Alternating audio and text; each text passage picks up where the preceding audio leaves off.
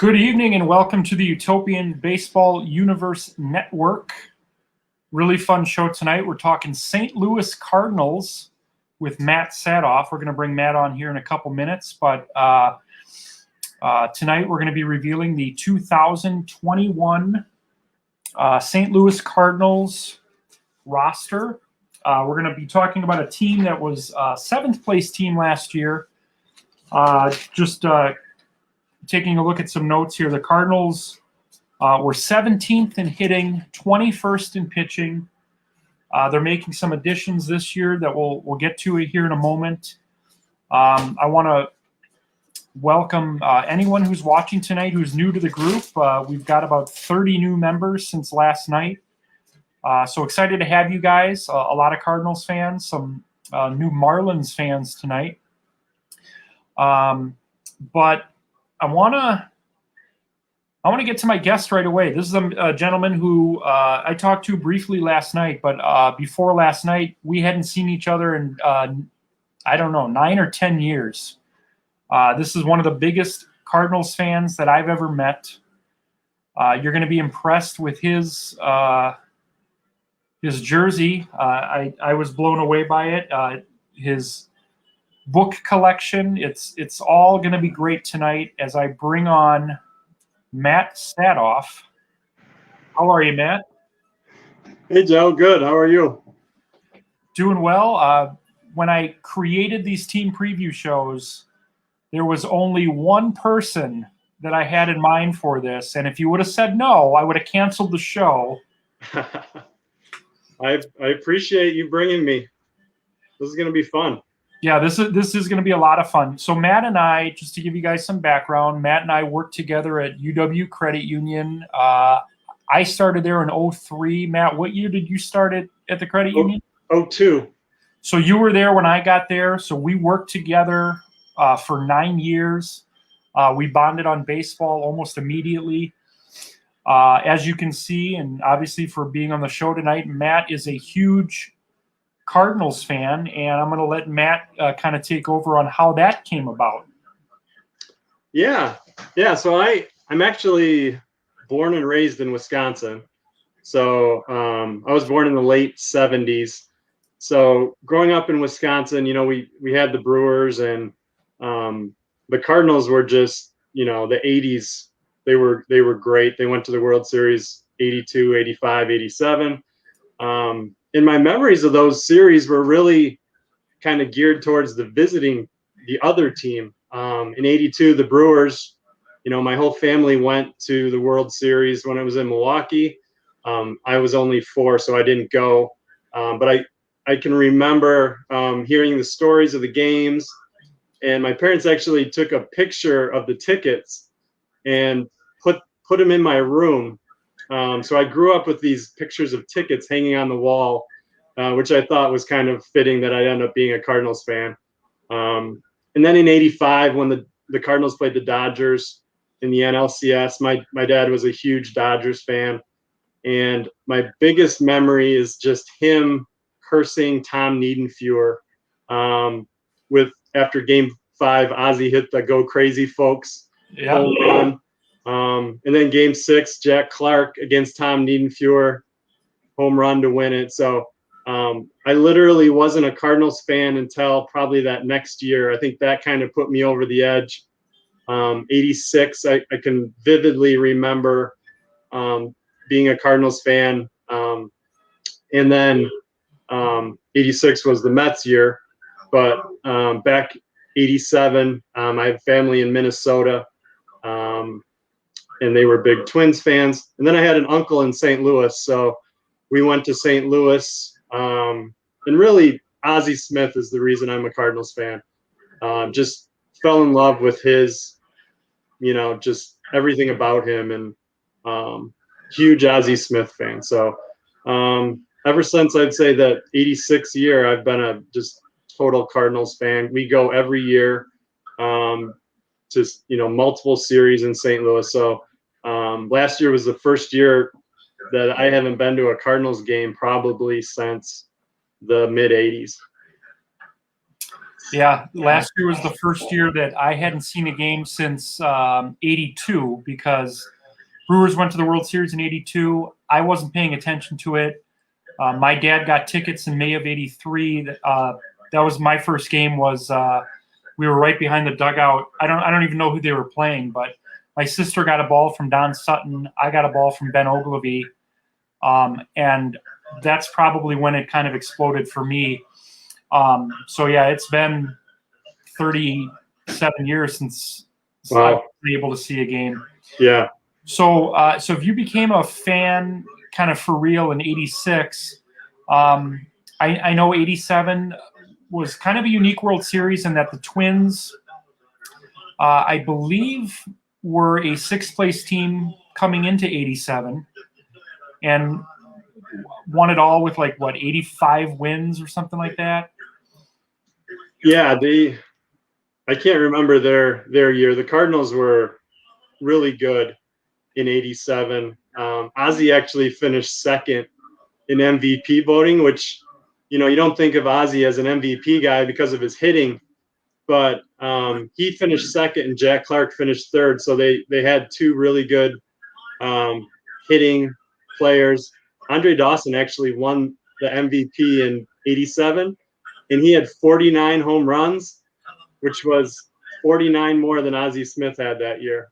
And Ozzie still took second. Interesting. And that was the year that wasn't that Andre Dawson's first year as a Cub?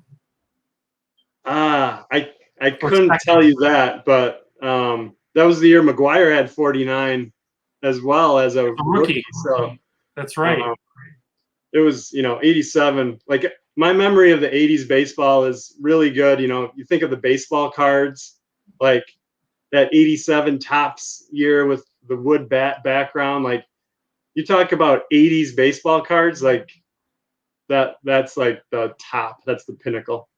For me, so I started watching in '83, but the '82 cards were the first cards that Mom would buy me. So my favorite are '82 and then '87. That Canseco rookie card from '87 I thought was going to put me through school.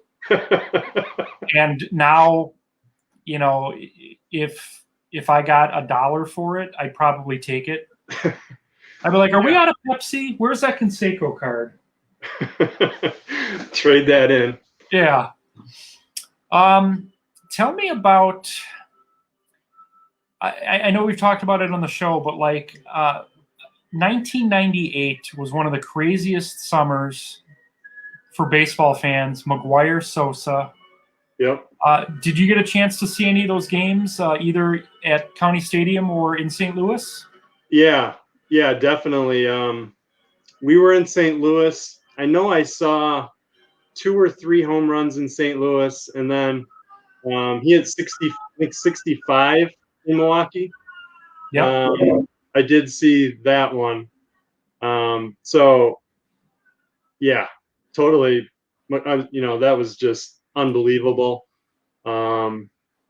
What he was doing and Sammy was doing. I'm just a huge McGuire fan during that year. I don't know. I wasn't really thinking of PEDs. I don't remember at that point, but it was just so exciting. I think it was a year or two later when the questions started coming. I had no idea at the time. I think, to be honest, I think the hindsight tells us that baseball did lose fans in '94, '95. Losing a World Series, strike short in '95 season. I'm not saying that they ignored it, but maybe they didn't look at it as closely as what they should have. And I think the way I remember it was I just got so caught up in seeing something that we had never seen before. Because, people forget it wasn't just Sosa and McGuire. Griffey was right there until late August. I think he ended the season with 58 homers. Right. So you had 3 guys basically pursuing a number that hadn't been reached, in 37 years. The year Cecil Fielder hit 51 was news. Oh my God, a guy's going to hit 50? That's incredible. And now we have 3 guys hitting close to 60. 60, and one guy hitting 70 homers. Yeah, that was really the home run. I mean, the home run just, I think, really grew from that year to where it is now, where, the homer is so important to salaries and how you build a team, that I think it really probably stemmed from that 98 year. How do you personally feel? Because I know you're a baseball fan who loves the Cardinals. How do you feel the home run and the strikeout are affecting the game in 2021? Are we better off for it? Do you miss kind of what we saw in the 80s where you choke up and just wait for your pitch? What are you thinking? Yeah, I mean, I'm total old school when it comes to baseball. So, I'm all about defense.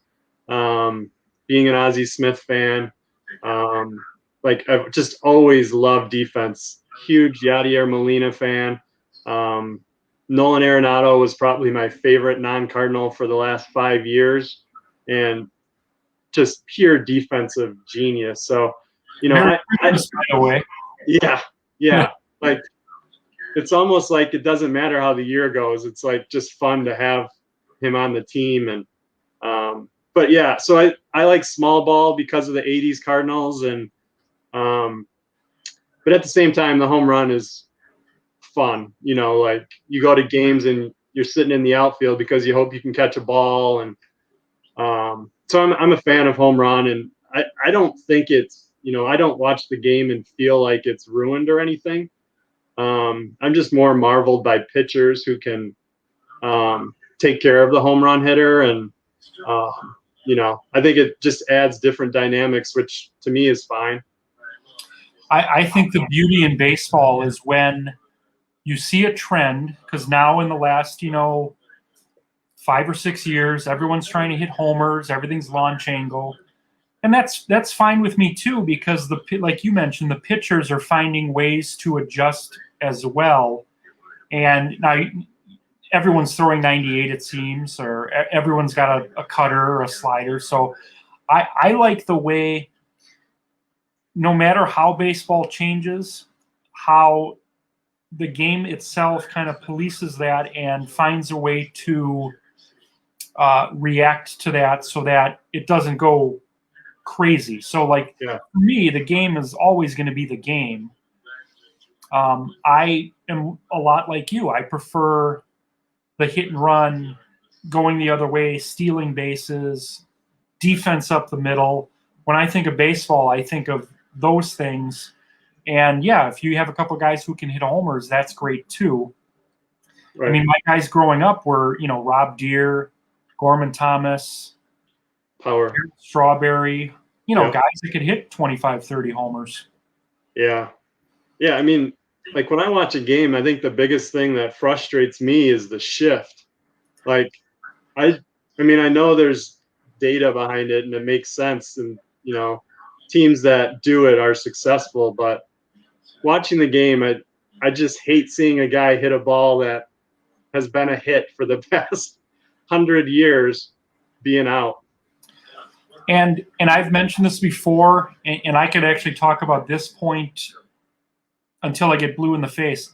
I want to see one major leaguer just swallow some pride if they're shifting on them, instead of giving into it and hitting a ground ball in the right field that ends up being a 4-3.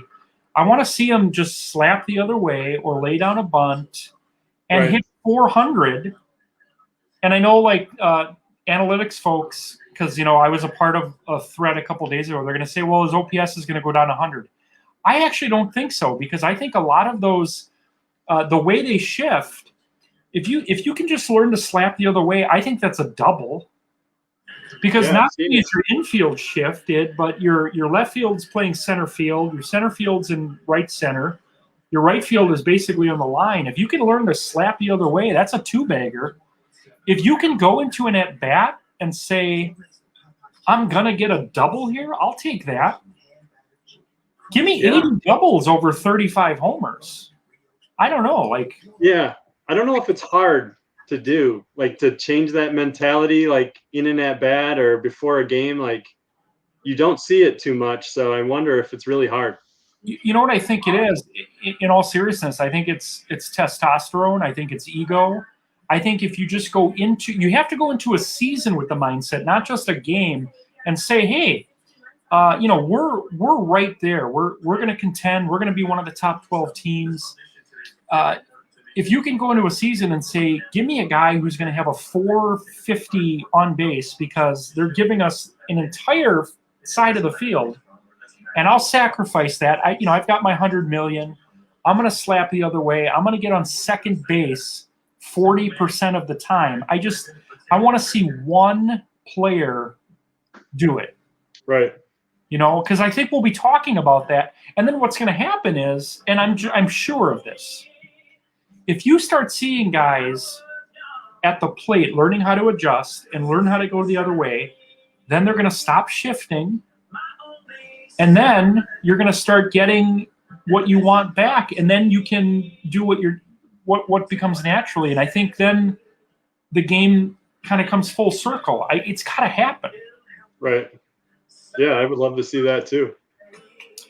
Now, let me ask you a question, because I'm a baseball polygamist. I'm a Mets fan who lives in Milwaukee. How does that work for you? Like, obviously, you've shared that you're a Cardinals fan, but like, when the Brewers aren't playing the Cardinals, are you rooting for them too, or are you just Cardinals all the way?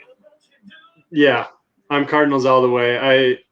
I can't be a Brewers fan or a Cubs fan. They're in the same division. Yeah, I mean, so it's, maybe I was a little Brewers fan growing up when they were in the American League, but you go to enough games wearing Cardinal gear, you kind of learn that the Brewers are the enemy. Like, they're the ones yelling at you as you're walking into the stadium.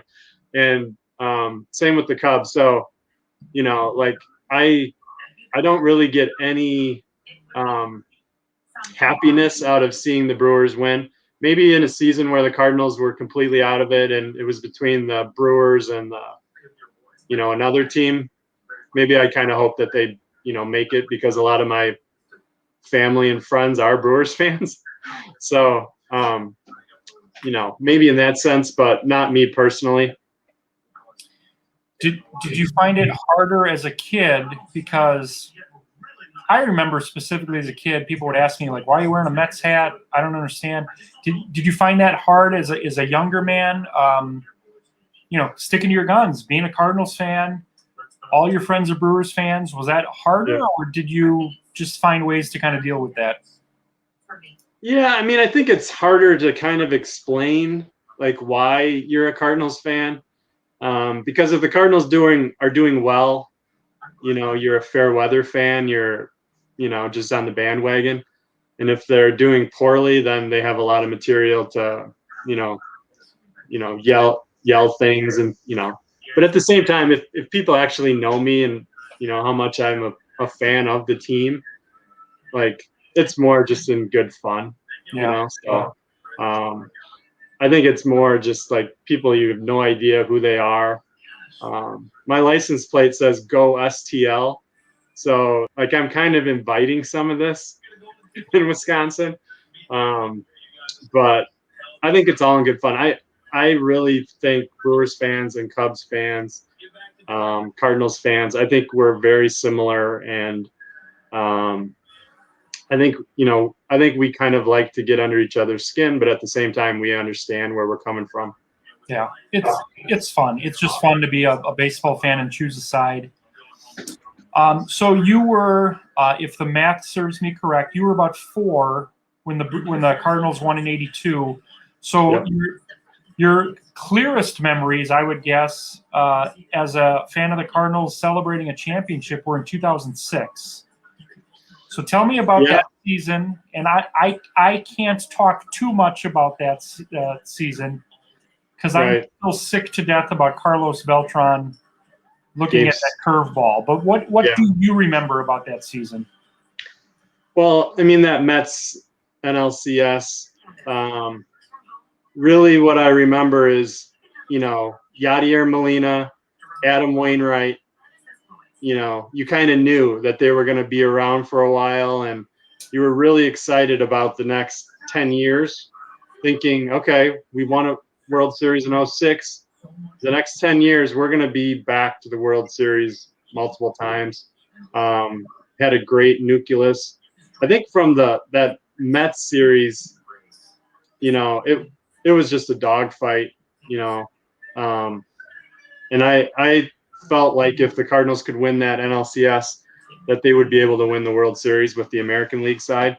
And then the Detroit World Series in 06, I just remember the Detroit pitchers having a terrible time fielding the ball. I think they threw the ball away several times in that 06 series, if my memory serves. But I have a recollection of Kenny Rogers really struggling. Yeah, Kenny Rogers had like the mysterious substance on his jersey. I think that was game 1, and I'm pretty sure Detroit won that first game. But yeah, so I mean that 06 series, it was really the first one of my lifetime. My son was born October 16th, 2006, which puts it right before the end of that Mets NLCS, like right inside that. I can't remember where within the series it was, but he was born right in the middle of the NLCS. And so that just adds to it. Like, you're in the hospital with this new child watching these games, and just amazing. That's got to be. I can't even imagine how cool that must have felt. Now, I'm going to give the viewers a chance to guess on something. So Matt, our guest tonight, has 2 sons named after Hall of Famers. I want you guys to take guesses as to which 2 Hall of Famers his sons are named after. We'll get to those guesses at the end, and then Matt will reveal those for us. Yeah, a hint, Joe, that they're not Cardinals players. They're not Cardinals players. So I won't tell you the teams, but the first names are first names of 2 Hall of Famers that neither one of them played for the Cardinals. So that's all I'm going to give you guys. So we'll get to that at the end of the show. And I'm already seeing some guesses here. This is going to be fun. Let's talk before we get into the Utopian Cardinals. The last thing that I want to bring up is 2011. For my money, and I'm seeing like the history of baseball play out in my head right now, and that Cardinals Rangers Game 6 for me is a top 5 game of all time. Like, just walk me through what you were feeling. 1 strike away from losing the World Series on multiple occasions that night. Probably the most incredible ending to a game I've ever seen. Yeah, I mean, just an amazing, amazing game. That Game 6 of the World Series, I didn't feel real good about it at times, being down so many runs. But every time we were down to our last out, I felt pretty good with who we had at the plate. Like, I felt like, this wasn't the guy that was going to make the last out. And so, obviously, David Freese, just immortal that game. And then, I think one of the best things for me was that Joe Buck, that call, "We'll see you tomorrow night." Like, with Jack Buck making so many calls, like, just perfect, especially Cardinals games, in the World Series. Like, I thought that was just perfect, and it was kind of like the bow on top of an amazing game. And then going into Game 7, I know we've talked about it, just having a lot of confidence after that Game 6 that it was going to go your way. I cannot remember in my life. Now, so this when I say my life, this goes back to like '83, the first World Series I watched. I can't remember going into a Game 7 being more confident that his team was going to win the next night than in 2011. When Freese hit that homer, I was sitting next to my friend at the time, and I said, "That's it. It's over. The Rangers. There's no way the Rangers are going to win on Game 7." And if I remember correctly, it wasn't even that close of a game. I think the Cardinals won like 7-6 Yeah. 2 or something like that. Yeah, they pretty much had it in hand the whole game. I mean, it was so deflating to be that close twice, and then Freeze, he hadn't even reached second base yet when he hit the homer, and I was like, it's over. The Cardinals are not going to lose tomorrow. And Yeah. I was telling you before the show, that was the first baseball game I ever bought on iTunes. Game 6. Yeah, because when they started, uploading classic games or whatever, I have some DVDs that I own, but that is the first of like 6 games that I bought that I can watch on my iPod. Yeah. Cardinals Rangers from that night. Unbelievable. Yeah, and I mean that whole year, I mean the NLCS in Milwaukee, I was at the game 6, the deciding game 6 with my son and my nephews and my brother, and just being there and watching them clinch an NLCS.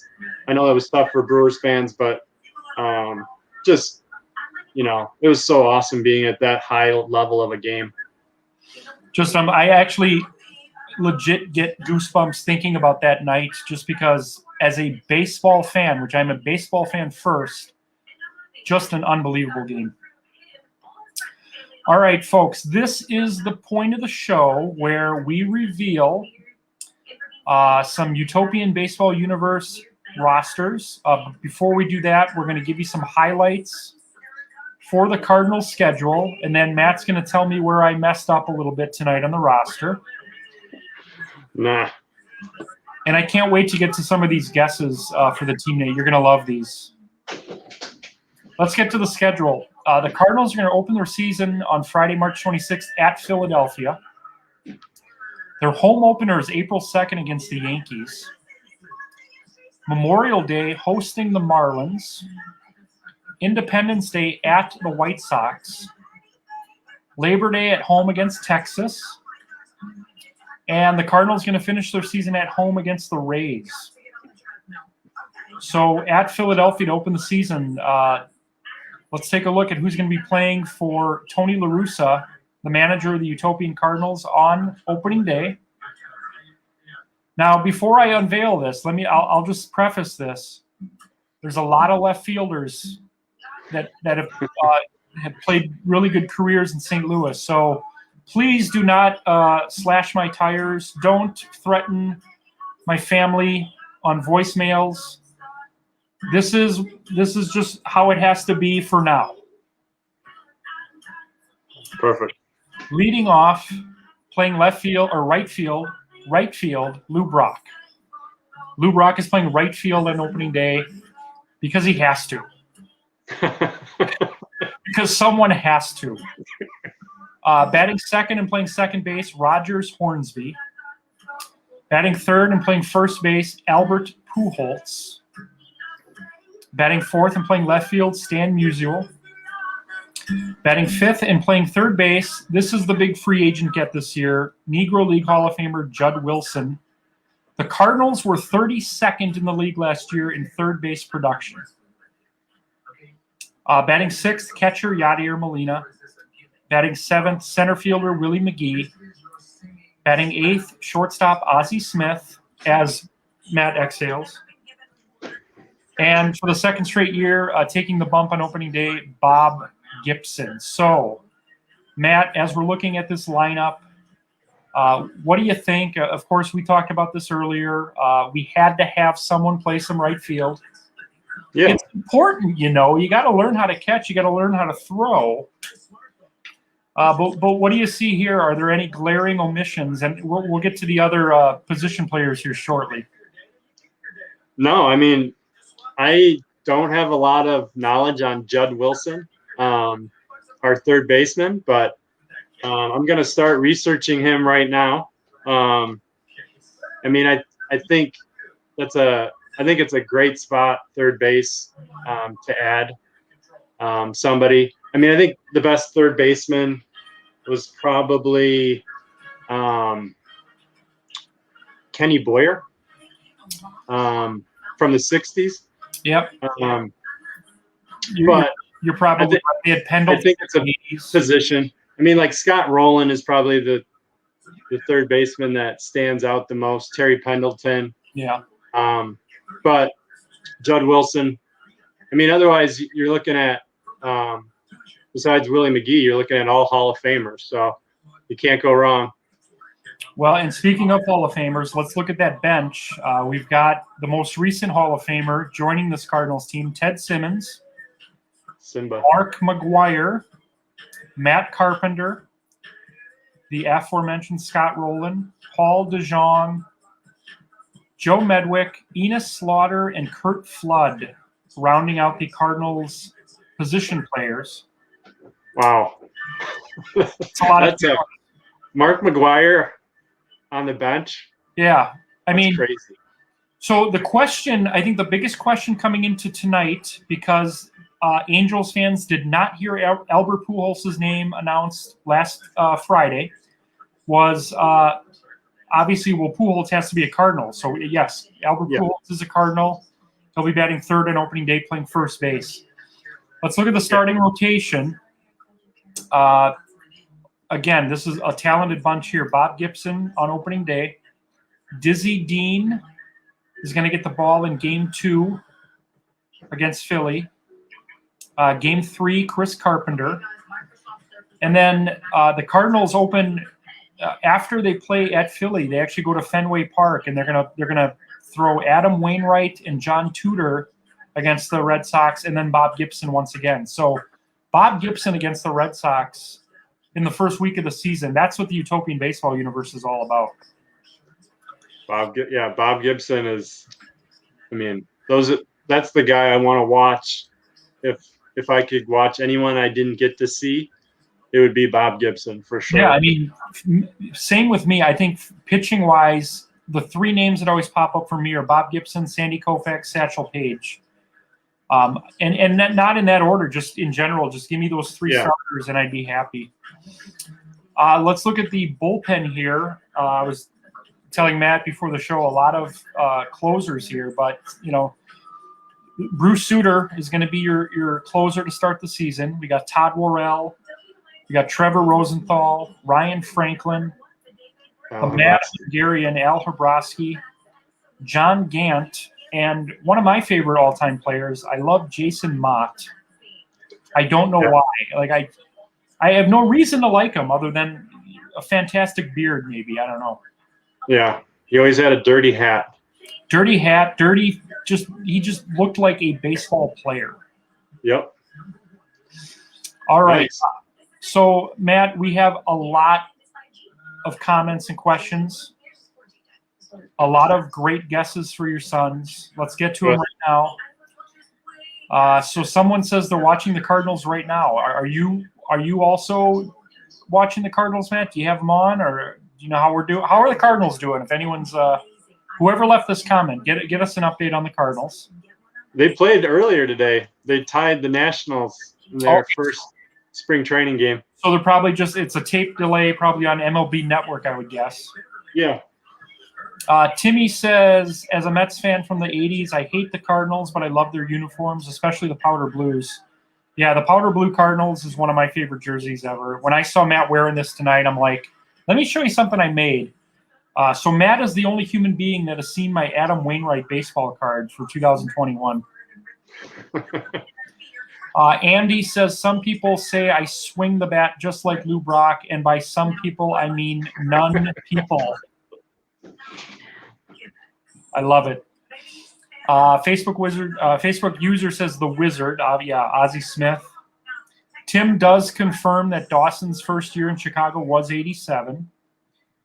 And Tim says Don Mattingly 1987 was the last one I needed to complete the set. Well, what a way to finish a set. Donnie Baseball. Tim also says Whitey Herzog must hate the all-or-nothing style of baseball played today. Yeah, I mean, Whitey Herzog is one of the last pioneers of small ball. White Rat. Andy Pfeffer says, could Ozzie Smith have kept the Rams in St. Louis if he had tried? I mean, that's a legitimate, serious question, because Ozzie Smith has so much pull in that community that if he just made a phone call and said, hey, just stay. Can you just stay? Tim says Ozzy should have kept the NFL card. All right, well there you go. Yeah. Geeker says Moustakis. All right, so I that's probably, I don't know if that's a guess, but Moustakis isn't a Hall of Famer. Geeker says bring back the bunt. I agree. Tim says Pete Rose would hit 600 with the shift. Absolutely. If they were giving Pete Rose a full half of the field, he'd be in the Hall of Fame. Wow. Respect but never root for the enemy. Andy says I'm probably your enemy, but I'm probably Geeker's enemy too. So let's trade some freaking baseball cards. All right. Geeker says my brother gave me more to go through today. Tim says 2000 NLC talk. I'm going to hang up now. Yeah, it's hard. When we were talking 06, I could feel my throat close up. Yeah. It's just I can't watch that game. I can't talk about 2004 or anything with the Red Sox winning the World Series. 04-13, right? Yeah. Tim's guess for your son is Ozzy, but then we cleared it up that it's not a Cardinal. All right, this next one this wins the internet tonight. Andrew Pfeffer's guesses for your sons are Hannes and Old Hoss. Ooh. I don't know that the wife would have allowed that one. Well, yeah, we're not. All right, so Matt gave it away. Those are not the correct answers, but very good guesses, Andy. Andy says, I had bet a coworker a soda that the Rangers would win it all. So Andy lost a soda. Now, how does that work, Andy, though? Because you work, can you just buy one anyway? Did you get to enjoy the soda regardless?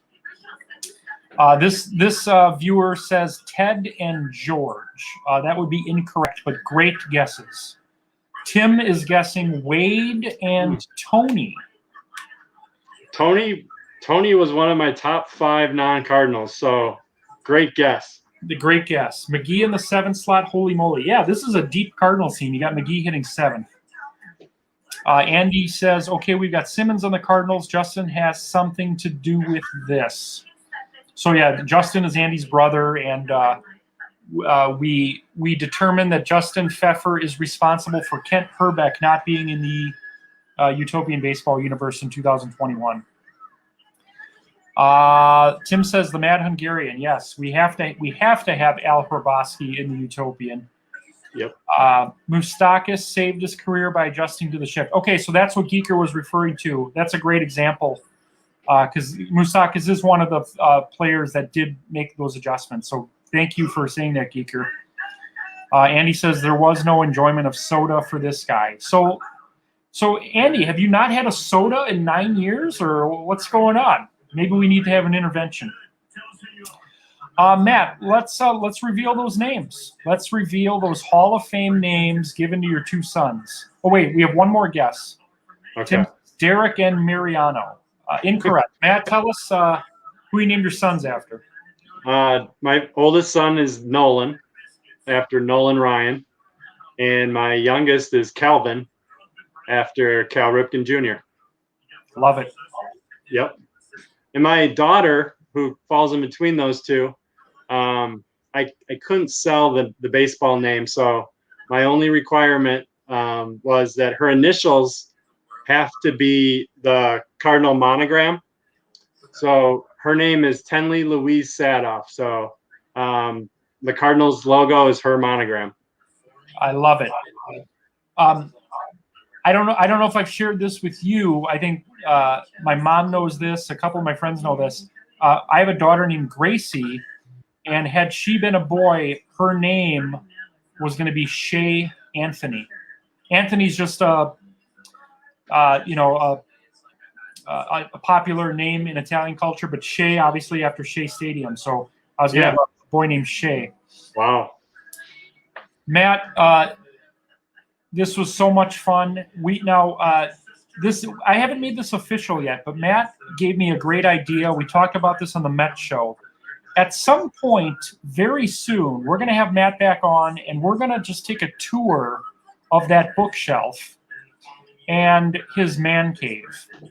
So this could be a great idea for a show where, because I am an avid baseball reader, I see like 1,000 books behind you.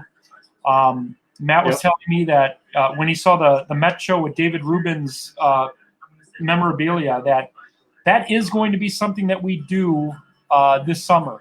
I don't know what we're going to call it. We can't call it. What is the MTV show called? Cribs? Yeah, Cribs. We got to call it something else. Yeah, we'll come up with something. We'll come up with something. But I honestly think that would be a great idea for a show. Is it won't be a formal interview. Just let's see your stuff. Yeah, I have a teaser from my man cave that I just wanted to present on this show. Show us. It's a Cardinals hat with the autographs of, I think, every Hall of Famer, every good Cardinal ever on the team. Stan Musial, Lou Brock, Mark McGuire, Albert Pujols. And I don't know if you remember this, Joe, but you gave me this hat and you sent it to me in an inner office envelope. I do remember that.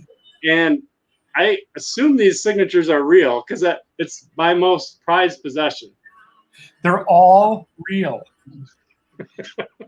and if you look, I mean, a lot of them have similar, I mean, look at this. Yeah. And the man Musial. So do you know, did I ever share the story behind a lot of those? I don't think so. So that was Andy Gilson signed most of those. Okay. Gilson, Howard Goldstein. You passed the pen around? I said, all right, I actually had a list. Here, just write this name. You don't need to know who this is, but just write this name. And some people were like, I don't want to do this. So Andy had to do more. Yeah. So yeah, that actually brings back memories. I remember it was kind of an impulsive thing, but I said, yeah, let's just make this fun.